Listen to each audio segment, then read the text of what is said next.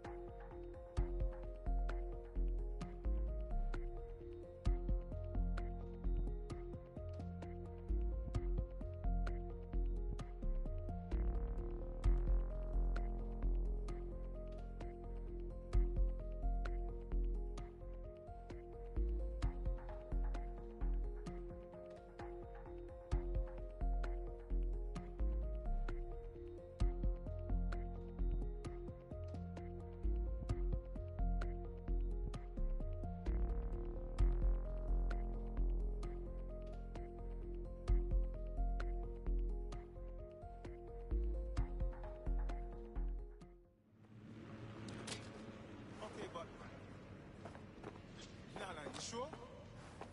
All right, I hear you. What? Oh. Sure.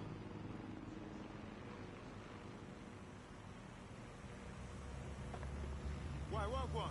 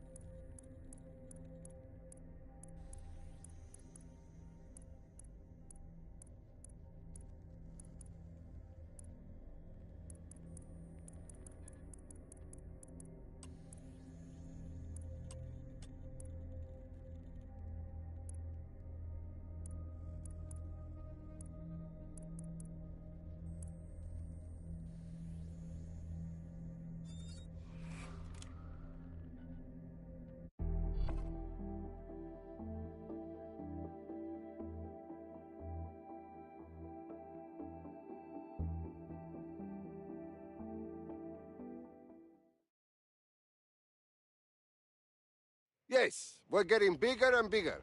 Welcome to DedSec. Fuck yeah. Let's cause a fuss, shall we? Fuck yes.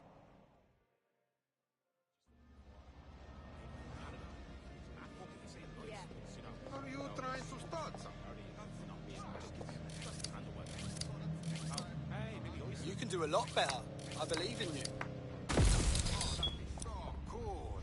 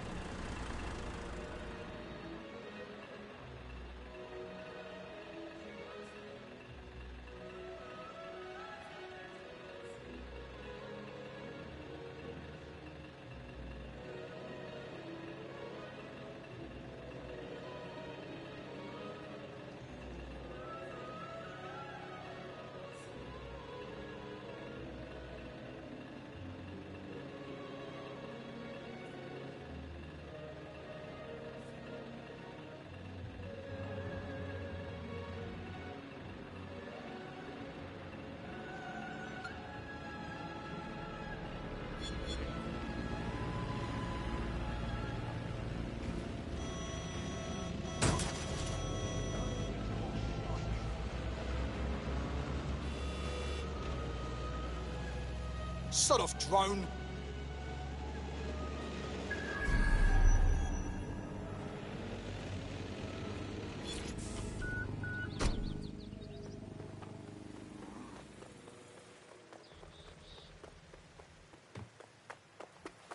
What did I do, huh? Shoot! Fly! Shoot! No, don't do anything you'll regret.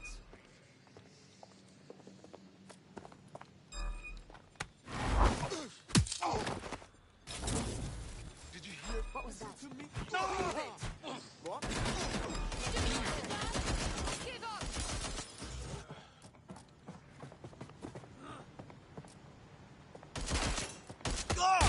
Taking fire! Run to cover! Calling for backup!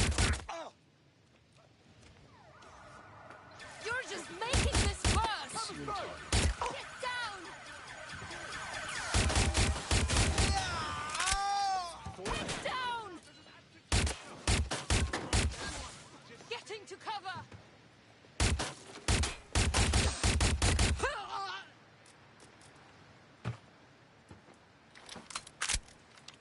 Shut your ass! Just give up, will you?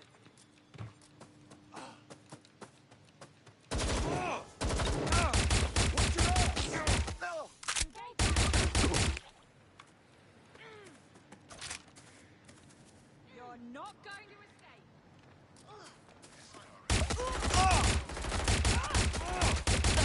Get to cover!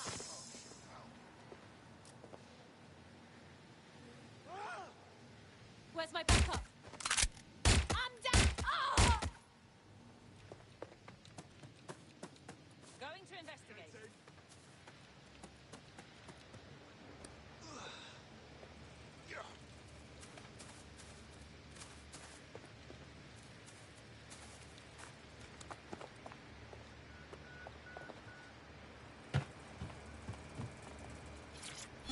Sir, all serious injuries have been evacuated to nearby hospitals as ordered. I want a full incident report ASAP. This was preventable, Harris. Human error, and it cost human lives. Innocent lives it was our duty to protect. Yes, sir. The vehicle and floor. Handle it. Gather the media. I have something that needs to be said. We failed. This should never have happened, and I plan on making sure it never happens again. Suspect must have made off.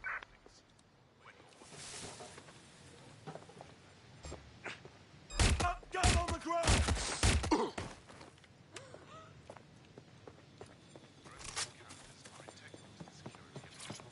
Command Authorization Code Delta November Charlie 001, Director Nigel Cass. Zone Supervisor Harris, the proposed measures will not be enough. Implement a full security perimeter. Sharpshooters on the surrounding rooftops, in sight. Anyone planning to crash this event will think twice. No one enters the venue without being searched. Thoroughly. Let the protesters protest their rights. We have their safety to think about. Nothing left to chance, Harris, understand? Be ready to act. The price of failure is too high. Over.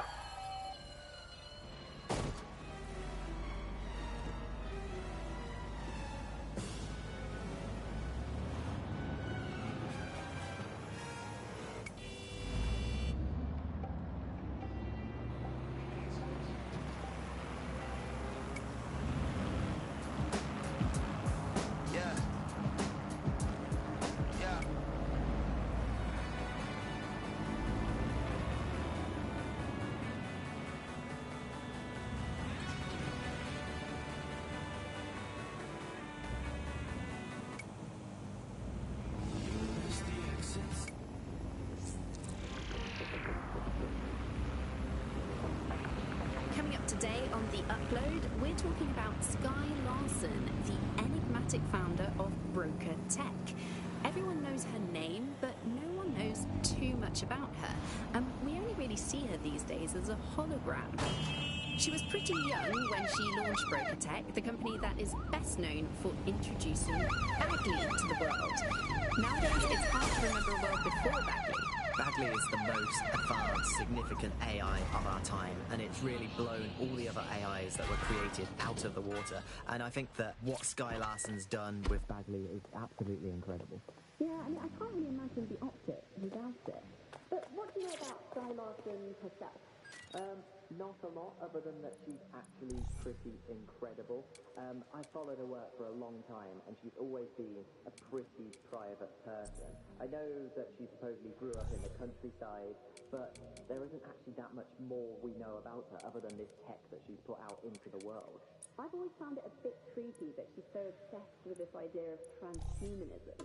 Why wouldn't you be? When you've got a mind as amazing as Sky, why wouldn't you want to take what you've got and actually augment it by working with technology, by improving your physical self, changing your body and the world around you, implementing more technology to extend your life and really sort of extend human capabilities? You sound pretty much in love with Sky Larson, I have to say. I can't comment on that, but I am a big fan of her work. She's been one of these people that has transformed the world around us, and just watching how her mind works from afar is pretty incredible, because some of what the technology she's introduced has changed how we all live our lives, and Bagley has been this really incredible assistant to humanity as a whole. Did I ever tell you that I actually interviewed Sky Larson once? Really? I thought she never spoke to the media or anything. So this was a long time ago, back in the day when she was a little bit more accessible.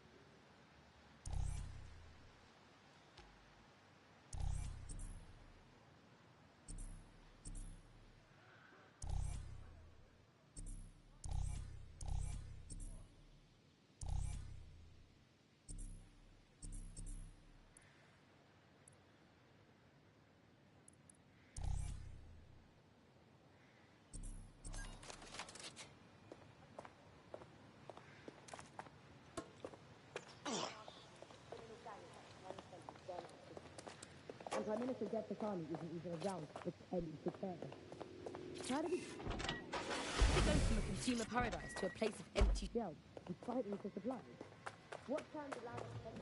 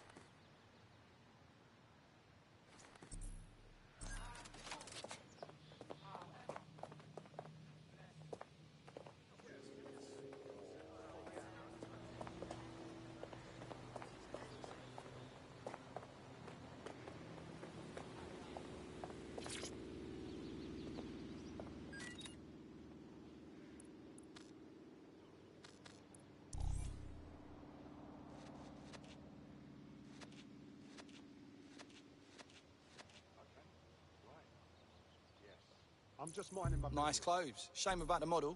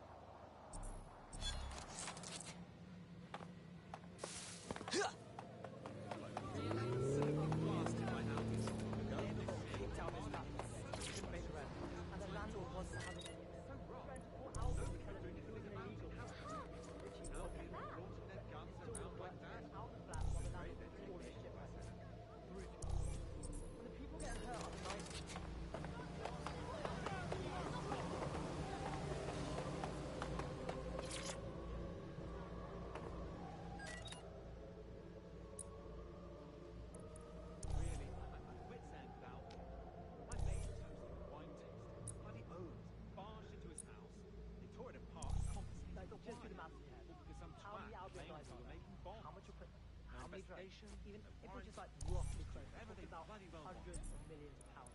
Think what you could do with an extra £100 million in social work, public transport, healthcare. Yeah, I'll be honest, you wouldn't even need Elvis.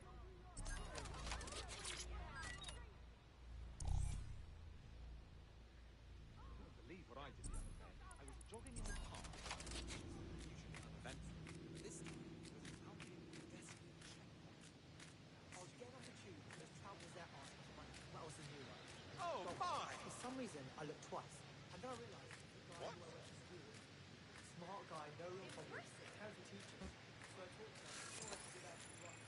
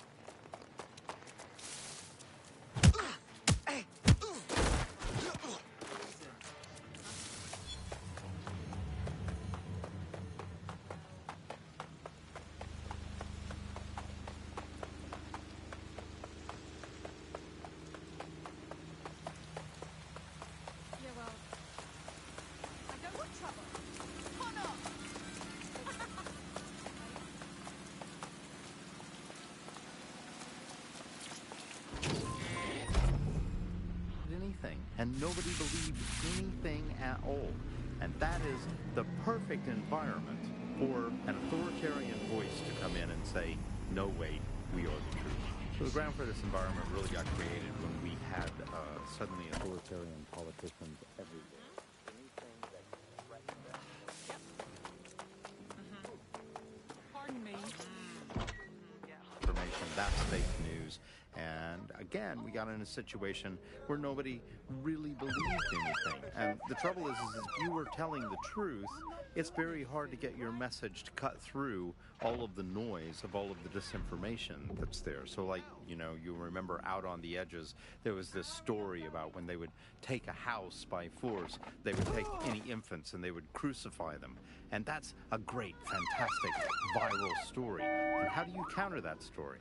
With the truth. The only way you can counter it is by saying, no, they didn't. And of course, no one wants to spread that story. No one wants to hear that story. They want to hear the sensationalism. They want to hear how people were victims of violence when in fact they weren't. Or they were victims of insurgent forces when in fact they weren't. The news isn't neutral, it's a background. Here's media researcher and academic Alfie. The media has been perhaps the key way in which governments have controlled and influenced their populations. So totalitarian countries have typically used huge mainstream media outlets to sell one kind of news, one kind of biased news to its population. Of course, the media has always played this kind of key role in methods of state control. Auto drive now enabled. What's happening now is perhaps even more concerning. Auto drive now disabled. You previously, in pre-crisis Britain, we had perhaps more diverse voices in the media, but now with the GBB, you're really only seeing one brand of news and therefore only getting one truth.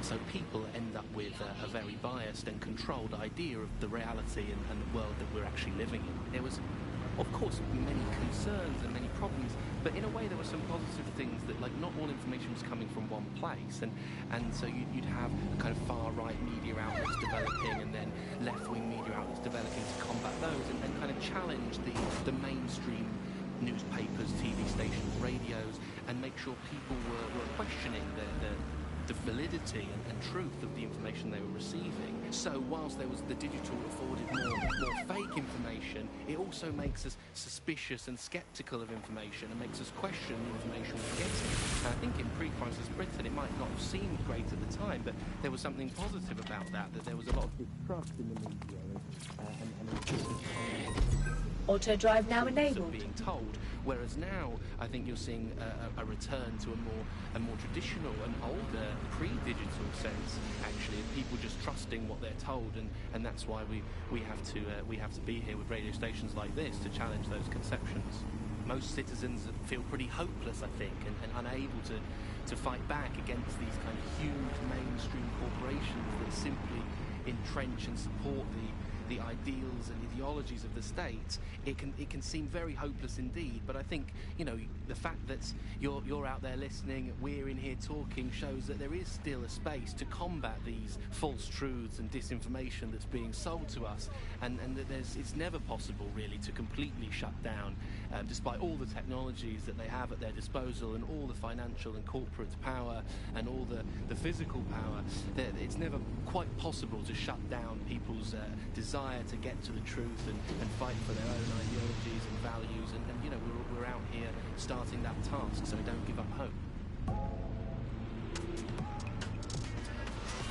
You've been listening to Buccaneer with me, Tash.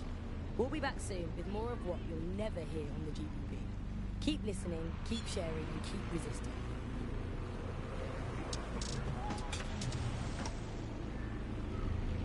Should doctors be holding down 2 or even 3 jobs? With NHS cutbacks and funding shortfalls, many are doing just that.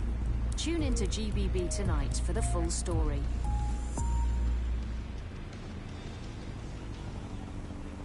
The Bug. Objective voice of objection for a most objectionable world. Hello, Bugsters. Welcome to The Bug, the comedy show that holds up the Medusa of satire to the already immovably concrete face of modern Britain. I'm Andy, I bench 480, and I can crack a tree in half just by looking at it. Can I? Well, what is reality anymore, anyway? Alice, what do you bench? I bench body weights. Right. Well, not my body weight. Okay. Body weight of a baby. Auto drive now disabled. Yeah, I mean, you don't give that kind of detail. Just Very body weight. impressive. People look at me and go, when did you get that baby?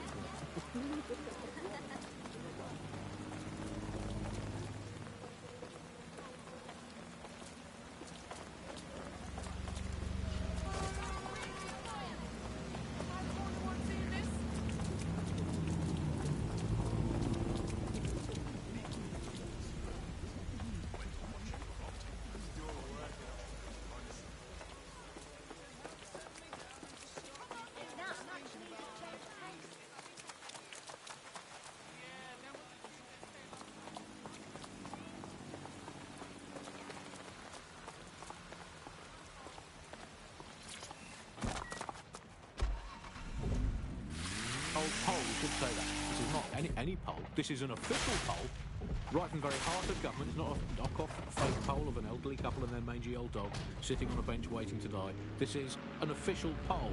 So let's just put those words, official poll, through an online translation into languages. Let's find out what it actually means. Made up lie. There we go.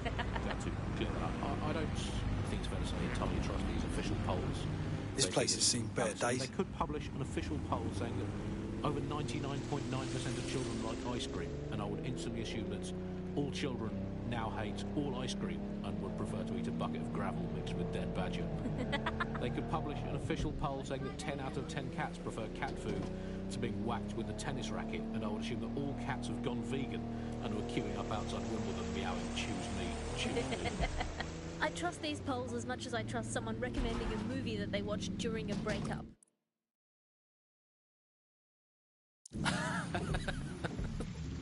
Your judgment is impaired, Sally. I'll make my own decisions. I trust those polls as much as I would trust Mary Kelly if she came up to me and said, "Congratulations, Andy, you took on a free holiday to the south of France in the back of this windowless van." I think official polls are like the unsolicited dick pics that the government provides us. I didn't ask for it, I don't believe it, it's on an angle, you've artificially inflated it ahead of time, and anyone that falls for one deserves all the disappointment of trying to match it to reality. These polls are absolute rubbish, Andy. I read one the other day that said the plumbing in London was good, and it absolutely is not. I mean, we have this technology now where they can spy on my every bowel movement. There's a CTOS camera installed inside my underwear drawer. A media drone is scaring the birds off my garden bird feeder, and you can't get me consistently hot water. Speaking of media drones, I mean, they're everywhere, clearly. The great thing I guess about media drones is that as a kind of robot that has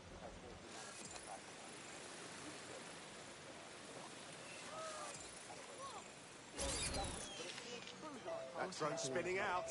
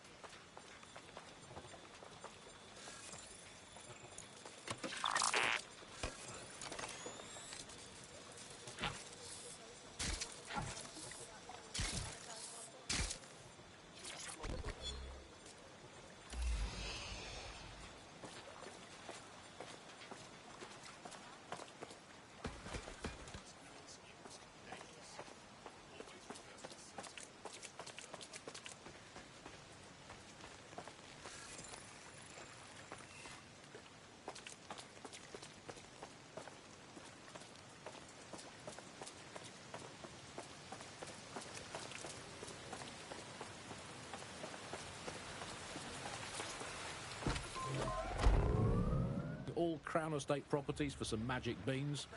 Might as well, we've got to do something as the nation we are today. 864 zillion pound trade deal with Bolivia. There we go. Build a better world. Government claims only nice people will benefit from agreement to sell trampolines, mermaids and warships to landlocked South American nation. We're building a better Britain. Here's another one. Environment probably fine, claims drowning scientist. Invent the world you want to have, people. It's going to be way, way better than the one you've actually got. From the Bug, goodbye. From the Buccaneer, this is the Bug.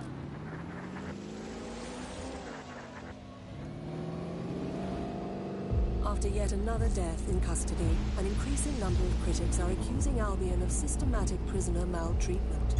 Auto Join drive us on now GBB enabled. for a thorough examination of the conditions for prisoners in detention.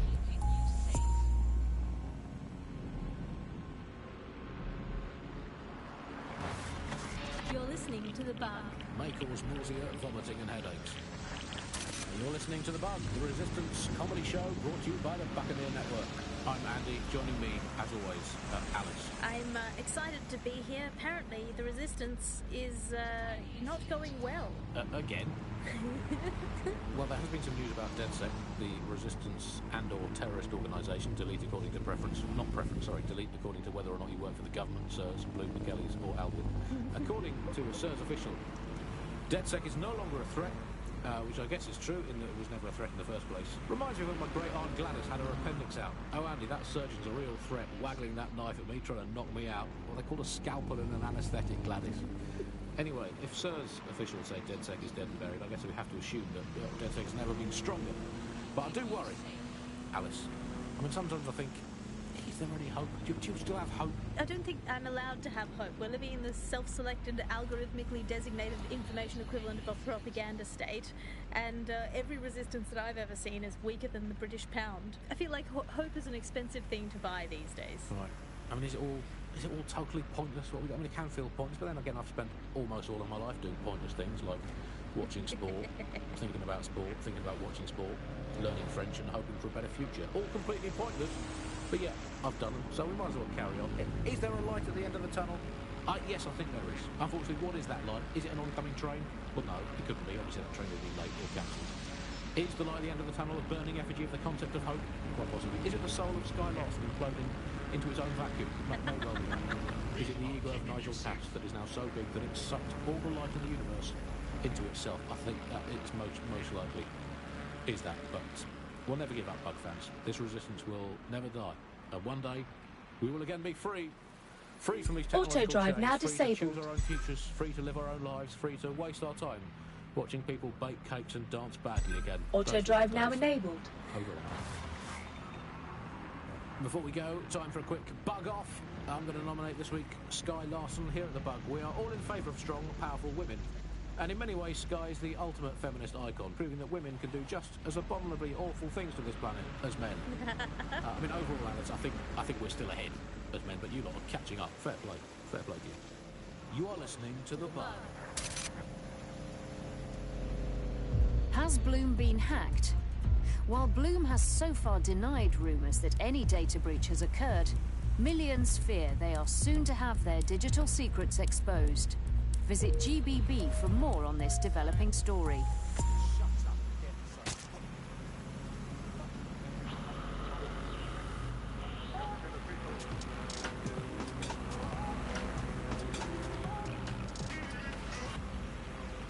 This is London Calling. You're listening to Buccaneer, your pirate podcast source for what they don't want you to. I'm Tash, and this time we're giving a special shout out from us to the boys and girls at the Signal and Intelligence Response Service, better known as SIRS. Why not? They're going to be listening anyway. They're listening to everything. But don't worry, we're not going to say anything bad about the massive, unaccountable spy organisation that uses its powers to stifle dissent and shut down free speech. Instead, we're going to look at how SIRS became so powerful. And as usual, we'll keep everyone's names and locations secret, so SIRS doesn't come looking for them. Ian was a veteran political writer and podcaster back in the days of pre-crisis Britain. Is the world we're living in now fascist? Well, this is what fascism is. It is the complete and total control of the individual.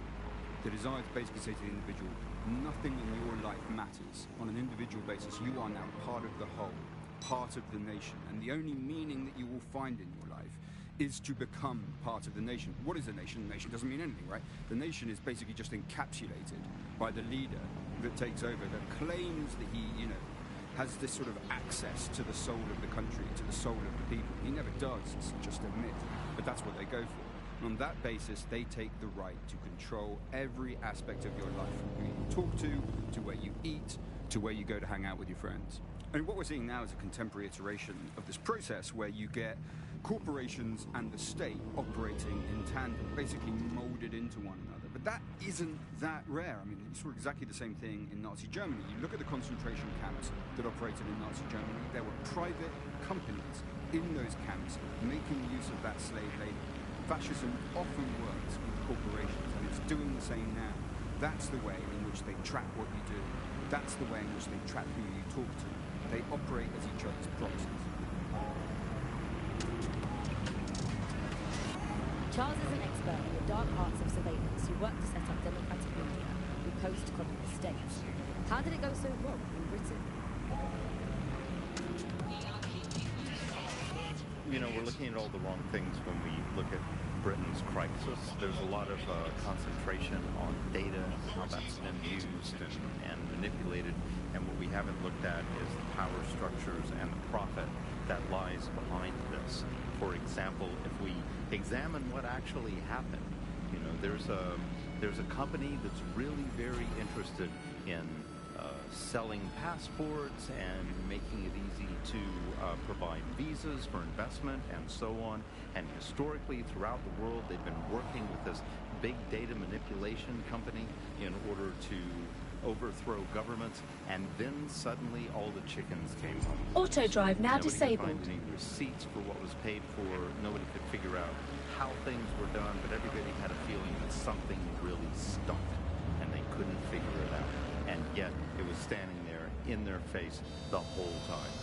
So there's a couple of different ways that we got where it is that we are. I mean, one, you have a lot of smaller organizations, smaller power groups, companies as well, who are bending things just a little, we'll compromise a little bit. Auto drive now enabled. A little bit, and try to achieve what it is that we hope to achieve that's good for us. And if you add all of that up, what you end up with is a big wall moving in a big way from a lot of little buttons being pushed. But also there's this other thing that's going on here is the gathering of Auto drive data now enabled. and the analysis of data has authoritarianism contained within its DNA. It is by its nature a tool for authoritarianism, and it has been used in that way. Listen close. You can hear How London does big falling data down. look into our lives? James covered it for the pre-crisis press. We're starting to see the merger of private data and that with data held by the state into what are called social credit systems. This is where every aspect of your behaviour is monitored and totted up by a central system to sort of score you as a person, a bit like a credit card, but predicated on all of your behaviour rather than just the money you're spending. And this can have profound impact. We're starting to see systems emerge which will punish you and stop you from doing things in society based on your behaviours. And this can be as trivial as if you jaywalk, if you cross the road in the wrong place, you might lose points. If you do some community activities or help your neighbours, you might earn points. And then this can be used to sort of evaluate you as a person. And this could mean, for example, better travel privileges, being able to travel first class, or being denied from travelling first class to not being able to travel at all. These systems are very real and very possible because of all the data. Auto drive now disabled. So if your ears are burning and you think someone might be watching you, you're probably right. They're watching all of us. I'm Tash, and you can keep listening, keep sharing the show, and keep it encrypted. Now what's it? That is it.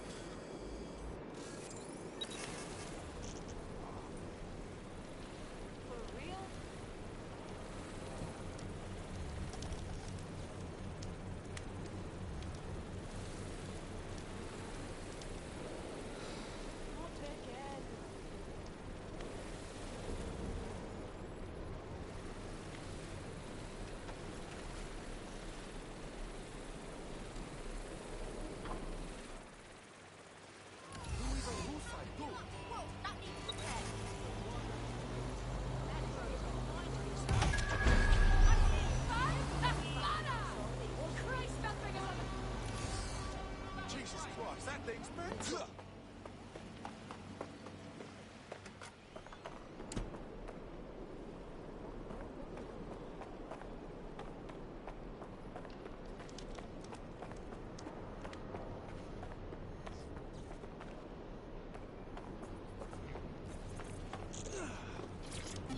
You know, when I was a boy, I used to come here with my old man. When it was a great hall for members only. What's all we called it? Should have seen it. Oh, it was grand. Books and art everywhere. Great paintings on the walls, portraits, landscapes. There was even one of my ancestors in one of them. My old man told me, Lord, it was a sight to see. Like a museum. With precious objects in glass boxes and all. Now I'm back here again. Old man's dead. What's hauled is a dump. And I'm a squatter.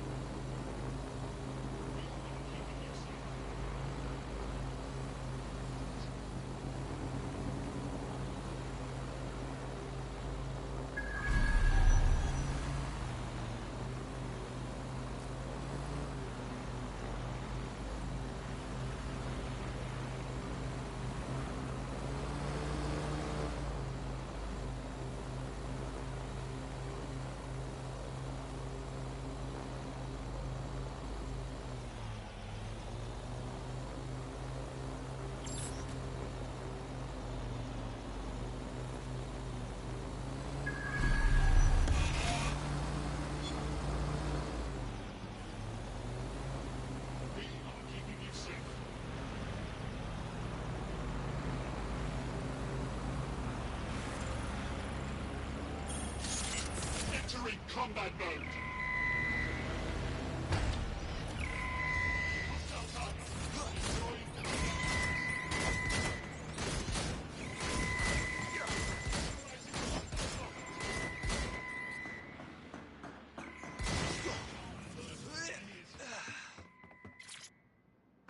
I'm here.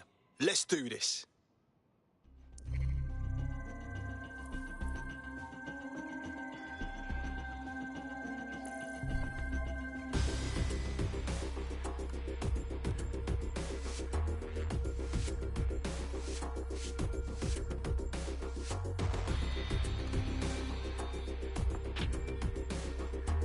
There. Artwork up.